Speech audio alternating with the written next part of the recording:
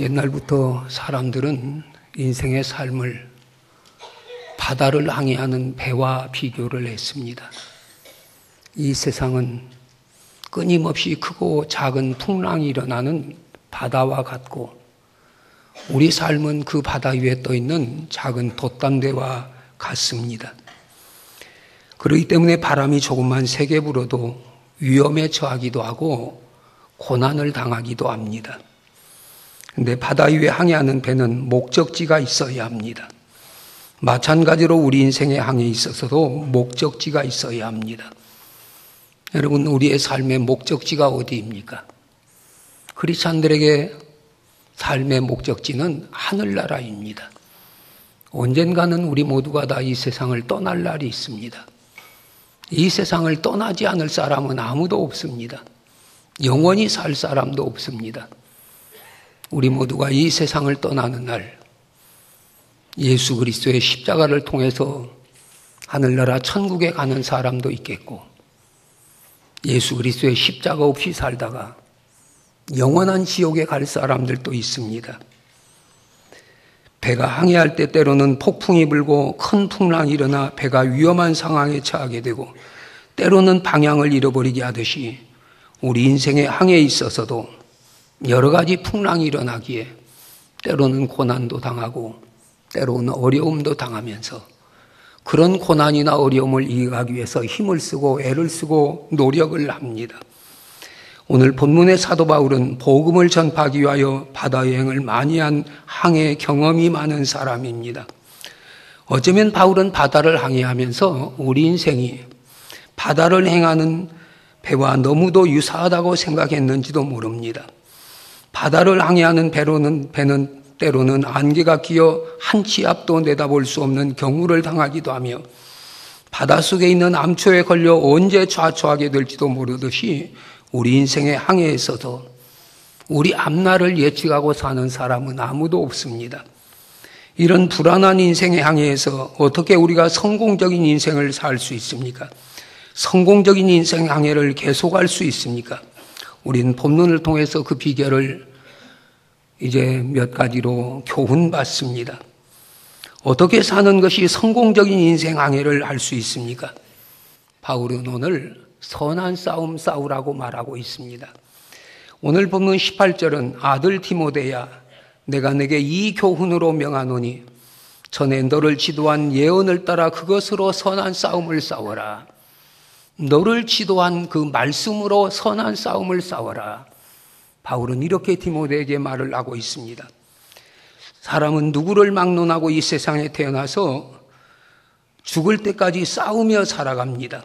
기후와 싸우고, 질병과 싸우고, 환경과 싸우고, 고난과 싸우고, 악과 싸우며, 이기적인 자신의 육체와 싸우며 살아갑니다.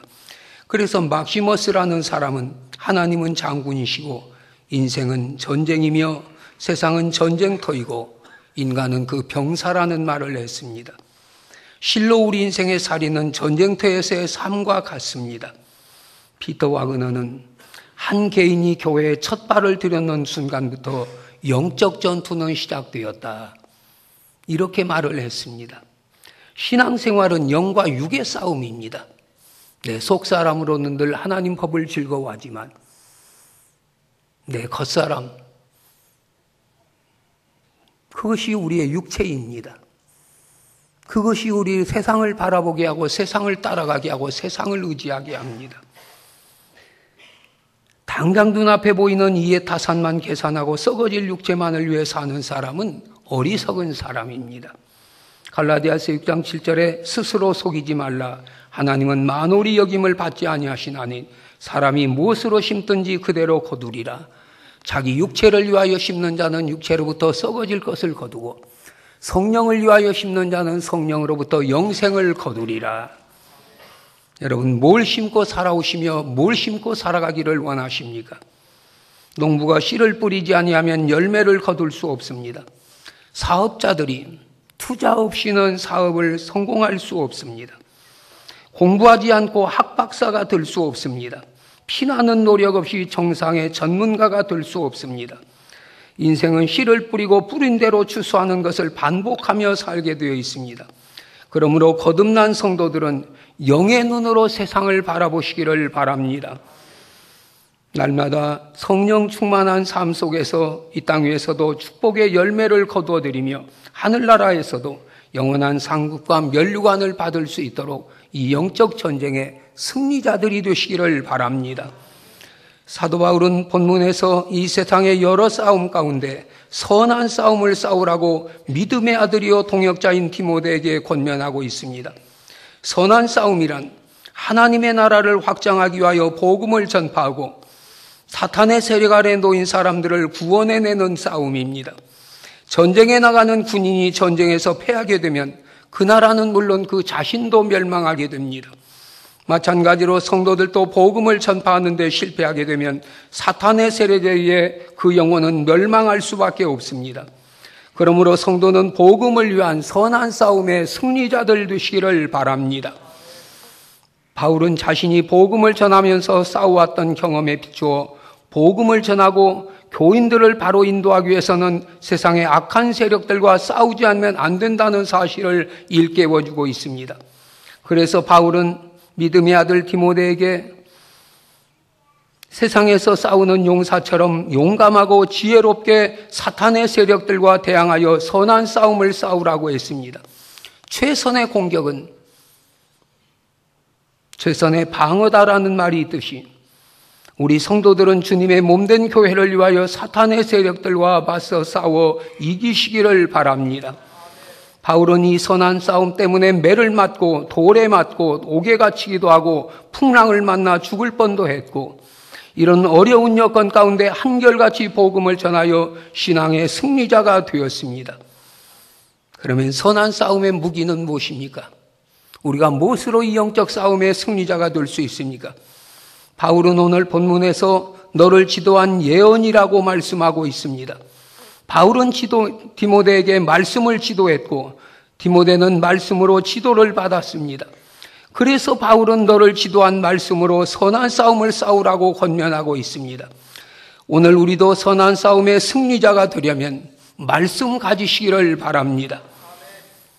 바울이 에베소서 6장에서 영적 전쟁을 말하면서 하나님의 전신갑주를 입으라고 권면하고 있습니다. 머리에는 구원의 투구를 쓰고 가슴에는 의의 흉배를 붙이고 허리에는 진리의 띠를 띠고 발에는 복음의 신발을 신고 믿음의 방패를 가져라. 그리고 마지막 성령의 검 하나님 말씀 가지라고 권면하고 있습니다. 여기서 우리가 한 가지 기억할 것은 다른 모든 것은 다 방어 무기이지만 하나님 말씀만이 공격 무기라는 사실입니다. 그러기에 예수님도 광야에서 마귀에게 3번씩이나 시험을 받으실 때 말씀으로 마귀를 물리치셨습니다. 우리도 말씀으로 선한 싸움의 승리자 되시기를 바랍니다. 무엇으로 오늘 우리 인생이 성공할 수 있습니까? 믿음 가지시기를 바랍니다. 오늘 19절 믿음과 착한 양심을 가지라. 어떤 이들은 믿음에 파선하였느니라. 여러분, 믿음에 파선하면 그 인생은 파선하게 되어 있습니다. 믿음의 성공자들이 되어야 그 인생이 성공하게 됩니다. 믿음은 어떤 것입니까? 히브리서 기자는 11장 1절에서 믿음은 바라는 것들의 실상이요 보지 못하는 것들의 증거라고 했습니다. 먼저 믿음은 바랄 수 없는 것을 바라보게 만듭니다. 다시 말하면 믿음은 모든 바라는 것들의 기초이며 희망의 기초입니다. 사람이 살아가는데 바라는 것이 있는 것처럼 좋은 것이 어디 있겠습니까? 그래서 사람들도 꿈이 없는 사람이 세상에 가장 불행한 사람이다. 이런 표현들을 합니다. 아브라함은 갈대아 우르에 살고 있을 때 하나님으로부터 알지 못하는 땅, 가본 적이 없는 땅, 안내자도 없는 땅, 지시한 땅이 아니라 지시할 땅을 향해 떠나라는 명령을 받습니다. 그때 아브라함은 그 땅에 대하여 전혀 아는 바가 없었지만 갈 바를 모르지만 하나님이 가라 하심으로 떠났습니다. 믿음은 아는 것하고는 다릅니다. 믿음은 지식이 아닙니다. 믿음은 인정하는 것만도 아닙니다. 믿음은 나를 믿음의 대상되는 이에게 전적으로 내어 맡기는 것입니다. 오늘 우리에게 이런 믿음이 있어지시기를 바랍니다. 여호수아가 이스라엘 민족을 끌고 여리고성을 점령하는데 대포를 쏘아서 여리고성을 무너뜨린 건 아닙니다. 믿음으로 여리고성을 매일 한 바퀴씩 돌았습니다. 엿새 동안을 똑같이 하루 한 바퀴씩 돌았습니다. 그러나 엿새를 돌아도 여리고성에는 아무런 변화가 없습니다. 돌 하나 굴러떨어지지 않습니다. 그러나 여호수아는 이스라엘 백성들과 함께 믿음으로 하나님께서 말씀하신 대로 매일 한 바퀴씩 여리고성을 돌았습니다. 그리고 일곱째 날은 7바퀴를 돌았습니다. 그런데 일곱째 날 새벽부터 일어나 6바퀴를 돌았는데도 여리고성은 여전합니다. 움직이질 않습니다. 그러나 저들은 의심하지 아니하고 하나님의 궤를 바라보며 나팔 소리를 듣고 아무 말 없이 입을 다물고 불평이나 불만의 말 없이 마지막까지 돌았습니다. 그리고 여호수아의 지시를 따라 믿음으로 외칠 때 여리고성이 와르르 무너져 내렸습니다. 여러분, 우리도 끝까지 말씀대로 살아가시기를 바랍니다. 중간에서 하나님의 약속의 말씀이 이루어진다 한다고 불평하거나 불만하지 않고 끝까지 말씀 지키며 살아가시기를 바랍니다. 히브리서 11장 30절 보면 믿음으로 7일 동안 여리고를 두루 다니며 성이 무너졌음에라고 했습니다. 사랑하는 성도 여러분, 여호수아와 이스라엘 백성이 여리고성을 돌았는데 이것도 바랄 수 없는 일이었습니다. 여리고성을 도는 일이 무너지는 일하고 무슨 상관이 있습니까? 성을 돈다고 성이 무너집니까? 그럼에도 불구하고 말씀에 순종하여 돌고 또 돌았습니다. 왜? 하나님 말씀을 믿었기 때문입니다. 여러분, 믿음은 바랄 수 없는 걸 바라는 것입니다. 그리고 믿음은 볼 수 없는 걸 보게 합니다. 믿음은 보지 못하는 것들의 증거라고 했습니다. 증거는 확신이라는 말입니다. 믿음은 보지 못하는 것들의 내적인 확신입니다. 하나님이 노아에게 앞으로 홍수 심판이 내려서 하나님의 진노가 임할 것을 예언하셨을 때 노아는 아무런 징조도 볼 수 없었습니다. 노아의 눈에는 비가 올 것이라는 징조가 전혀 보이지 않았습니다. 하늘은 구름 한 점 없이 맑기만 합니다. 다른 사람들은 노아가 미쳤다고 정신이 나갔다고 수근거립니다. 그러나 노아는 믿음의 눈을 통해서 비가 쏟아지고 온 땅이 물에 잠기는 걸 보았습니다. 아브라함도 알지도 못하고 가보지도 못한 땅을 향해 길을 떠날 때 그는 믿음의 눈으로 보고 떠났던 것입니다. 아브라함은 하나님의 말씀을 그대로 순종했습니다. 그는 순종함으로 영광스러운 약속의 땅에 들어간 자신의 모습을 믿음의 눈으로 바라보았습니다. 세상 사람들은 보아야 믿겠다고 합니다. 그러나 믿음의 공식은 이와 다릅니다. 성경은 보는 것이 믿음이란 것이라고 말하지 않고 믿는 것이 보는 것이라고 말씀하고 있습니다. 믿음대로 이루어지고 믿음대로 되기 때문입니다. 그래서 주님도 내 믿음대로 될지어다. 내가 바라는 그 믿음대로 될지어다. 요한복음 11장 40절에서 예수님이 나사로의 무덤 앞에서 하신 말씀, 내가 믿으면 하나님의 영광을 보리라. 사도 바울도 고린도후서 5장 7절에서 이는 우리가 믿음으로 행하고 보는 것으로 행하지 아니함이로라고 했습니다. 그러므로 신앙의 항해는 믿음으로 하는 것이지 보는 것에 의해 눈으로 하는 것이 아닙니다. 사랑하는 성도 여러분, 육신의 눈을 통해서 보지 마시고 믿음의 눈으로 바라보시기를 바랍니다. 믿음은 볼 수 없는 걸 보게 한다는 사실을 믿으시기를 바랍니다. 또한 믿음은 할 수 없는 것을 하게 합니다. 히브리서 11장에 증거라는 말이 계속 나오는데 가령 아벨은 믿음으로 제사를 드려 하나님이 그 제사를 받으셨습니다. 그것이 아벨에게는 증거입니다. 아브라함이 갈 바를 알지 못하고 떠났을 때 마침내 약속의 땅에 들어가게 되었습니다. 이것이 아브라함이 받은 증거입니다. 모세는 믿음으로 백성을 인도해서 마침내 그 백성을 애굽에서 해방시켰습니다. 이것이 모세가 받은 증거입니다. 여호수아는 이스라엘 백성들과 함께 믿음으로 요단강을 건너나 여리고성을 점령했습니다. 그는 강물이 갈라지고 성이 무너지는 증거를 받았습니다. 이 모든 사람들이 믿음으로 행하여 받은 증거는 분명한 것입니다. 믿음이란 할 수 없는 걸 하게 합니다. 그러므로 믿음은 놀라운 증거를 가져옵니다. 믿음은 위대한 업적을 성취합니다. 예수 믿는 것은 받은 증거 많도다. 오늘 우리의 삶의 자리에도 이런 믿음의 증거들이 많아지시기를 바랍니다. 믿음으로 하는 일들이 왜, 믿음으로 행하는 모든 일들이 왜 하나님의 역사하심이 여러분의 삶의 증거로 나타나시기를 바랍니다. 우리는 종종 믿음과 신념을 혼동할 때가 있습니다. 신념은 자기 자신을 믿는 것이며 신앙은 하나님을 믿는 것입니다. 골리앗은 누구와도 대적하여 이길 수 있다는 신념이 꽉 차 있었던 사람이었습니다. 다윗은 전능하신 하나님을 믿는 믿음의 사람이었습니다. 여러분, 결국은 하나님을 믿는 믿음의 소년 다윗이 자신의 힘과 경험이 있는 신념의 사람 골리앗을 물리쳤습니다. 이렇게 믿음이 중요합니다. 여러분, 미지의 바다를 향해 가는 배에는 동력이 필요합니다. 힘차게 앞으로 나가는 힘이 있어야 합니다. 그 힘이 무엇입니까? 그건 하나님 말씀을 믿는 말씀의 힘입니다. 하나님 말씀을 믿어야, 그리고 믿는 대로 행해야 바다가 갈라지고 성이 무너지는 놀라운 역사를 경험할 수 있습니다. 사랑하는 성도 여러분, 믿음이 없으면 하나님의 역사도 없습니다. 믿음이 있어야 하나님의 역사가 일어납니다. 오늘 내 삶에 왜 하나님의 역사가 일어나지 않습니까? 믿음으로 살지 않기 때문입니다. 믿음이 없어 하나님을 기쁘시게 못하기 때문입니다. 믿음의 기도가 없어 응답이 없습니다. 믿음으로 드림이 없어 여호와 일에 복이 없습니다. 신앙생활을 잘하고자 하는 힘씀과 애씀이 없기에 믿음 생활의 발전과 향상이 없고, 믿음으로 다가오는 하나님의 은혜와 은총을 우리가 보지 못합니다. 여러분, 믿음이 파선하면 그 인생도 파선합니다. 교회를 다닌다고 해서 다 믿음의 사람 아닙니다. 믿음이 이미 파선된 사람들도 있기에 바울은 어떤 사람들은 믿음에서 파선하였느니라, 이런 표현을 하고 있습니다. 오늘 우리는 우리의 믿음의 고백을 드려야 합니다.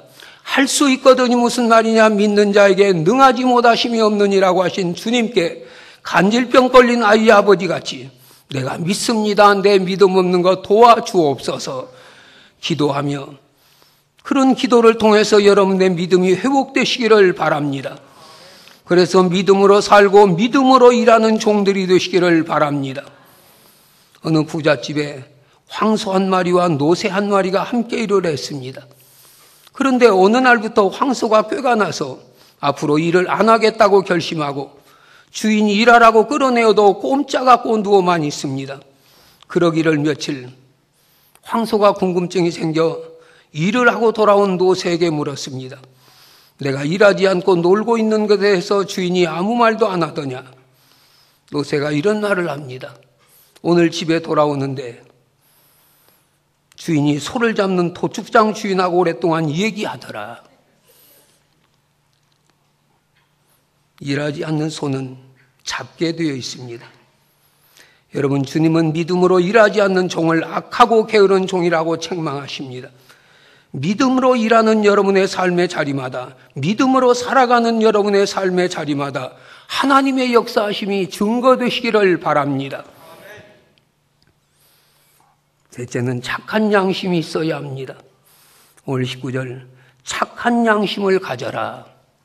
어떤 이들은 양심을 버렸느니라. 양심을 버렸단 말은 양심 없이 사는 사람들이란 말입니다. 여러분, 오늘 우리 사회에 양심 없이 사는 사람들이 얼마나 많습니까? 양심 없는 정치인들, 양심 없는 교육자들, 양심 없는 사업가들, 양심 없는 공직자들, 양심이 없는 사람들 때문에 이 사회가 이렇게 혼란하고, 양심이 없는 사람들 때문에 이 사회가 이렇게 어두워지고 있습니다.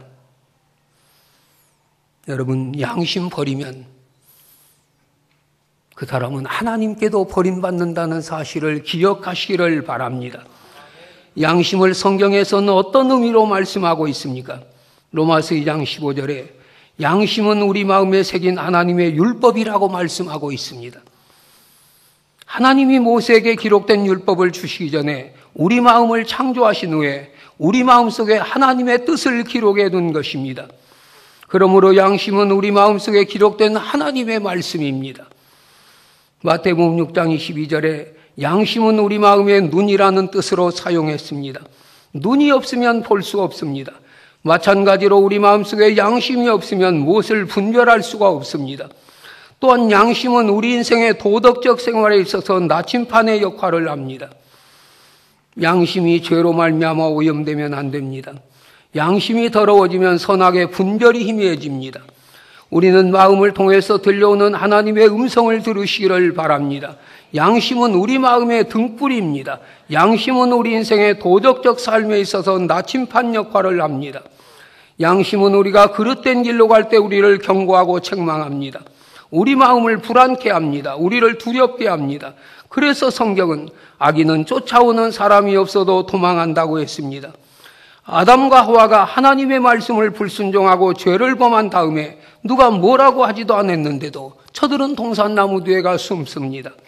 왜 그렇습니까? 죄를 범하면 두려운 마음이 생겨서 그럽니다. 아담과 하와는 그런 건 아닙니다. 누구든지 죄를 범한 사람은 다 하나님을 무서워하게 되는 것입니다. 예수님께서 성전에서 가르칠 때 사람들이 현장에서 가늠하다 들킨 한 여자를 데리고 와서 이런 여자는 돌로 때려 죽이라고 했는데 선생님의 생각은 어떻냐고 묻습니다. 이때 예수님은 죄 없는 자 먼저 이 여자를 돌로 치라고 합니다. 그때 손에 돌을 쥐고 있던 사람들이 슬며시 자리를 떠나고 여자만 남습니다. 무엇이 이 사람들로 하여금 자리를 떠나게 했습니까? 성경에 기록된 대로 그래도 그 사람들은 양심이 있었던 사람들이었기 때문입니다. 그러나 그와 반대로 우리가 양심에 순복해서 바른 길로 갈 때 양심은 우리를 격려해주고 칭찬해 줍니다. 여러분, 양심을 버린다는 건 양심이 없다는 것입니다. 양심은 우리 마음에 기록된 하나님의 말씀이기에 양심대로 살아야, 말씀대로 살아야 하나님이 우리 삶에 복을 주십니다. 믿음과 착한 양심 가지시기를 바랍니다. 어떤 사람들과 같이 믿음이 파손되면 안 됩니다.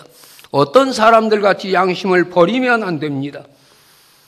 우리 인생의 배가 파손하지 아니하고 성공적으로 항해해서 풍랑 많은 세상을 지나 천국에 이를 때까지 여러분 날마다 말씀으로 선한 싸움의 승리자들 되시기를 바랍니다. 내 믿음이 파손되지 않도록 내 믿음 지켜서 믿음대로 되게 하시는 증거가 있으시기를 바랍니다. 착한 양심 가지고 그 양심 버리지 않고 양심대로 살아서 하나님 우리의 삶을 복주시는 그 증거 있는 삶이 되시기를 주님의 이름으로 축원합니다. 기도하시겠습니다.